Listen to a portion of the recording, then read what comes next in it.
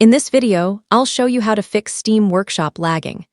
If Steam Workshop pages are loading slowly, freezing, or taking a long time to download content, there are a few fixes you can try. First, check your internet connection. Switch between Wi-Fi and Ethernet if possible, and make sure your connection is stable. Next, restart Steam completely. Close Steam from the system tray and launch it again. You should also clear Steam's download cache. Open Steam, click Steam in the top left corner, select Settings, then Downloads, and click Clear Download Cache. After that, check for Steam updates and install any available updates. If Workshop downloads are still slow, try changing your download region.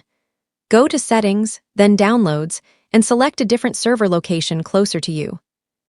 You can also disable unnecessary background applications that may be using bandwidth or system resources.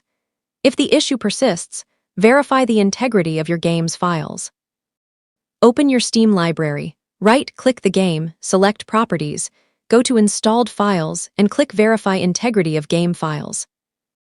As a final step, restart your computer and try accessing the Steam Workshop again. And that's how to fix Steam Workshop lagging.